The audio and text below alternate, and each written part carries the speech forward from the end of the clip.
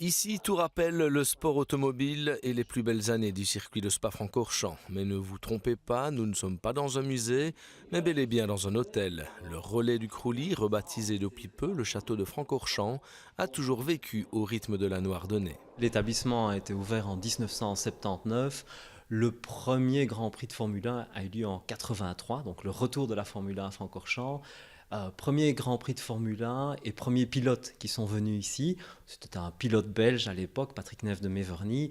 Et finalement, c'est à cette époque-là que mes parents se sont dit il faut faire quelques chambres d'hôtel. Et d'une chambre à deux chambres, on est passé à plusieurs chambres maintenant. 18 chambres exactement, qui en 35 ans ont accueilli parmi les plus grands noms de la Formule 1, comme en témoignent de nombreuses photos. Nelson Piquet, Jean Alesi, ou plus récemment encore Jarno Trulli, sans oublier bien sûr, sans aucun doute, le plus talentueux, Michael Schumacher. Autant dire que Régis Kuckelberg en a des anecdotes à raconter, comme celle où le pilote allemand, pourtant toujours très ponctuel, a voulu faire faux bond à Jean Todt et Bernie Ecclestone lors d'un repas. Bernie Ecclestone a téléphoné sur le portable de Michael Schumacher en lui disant « Écoute Michael, est-ce que tu viens ?»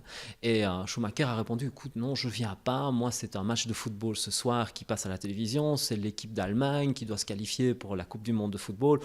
J'ai pas envie d'aller manger au restaurant. » Et alors, Bernie Ecclestone lui a dit « Écoute Michael, maintenant, tu dois venir. » Et c'était comme ça, tu dois venir. 10 minutes après, deux Mercedes arrivent, Michael Schumacher arrive, mais seulement la seule concession qu'il avait fallu faire, M. Ecclestone était venu me trouver et m'a dit « Régis, il me faut une grande télévision dans notre salle de restaurant, nous voulons la grande télévision pour suivre le match ensemble. » Et la soirée s'est super bien déroulée, l'Allemagne a en plus gagné le match de football. Cette année, aucun pilote ne logera au château de Francorchamps. Pour le Grand Prix, la clientèle de l'établissement est plutôt composée d'hommes d'affaires étrangers. Si Régis Kuckelberg est toujours convaincu que le Grand Prix représente un moteur économique indispensable pour la région, il constate aussi que les années fastes font partie du passé. Des écuries qui ont énormément de moyens régressent en matière de dépenses dans tout ce qui est infrastructure hôtelière, repas, etc. Et fatalement, nous le subissons de plein fouet.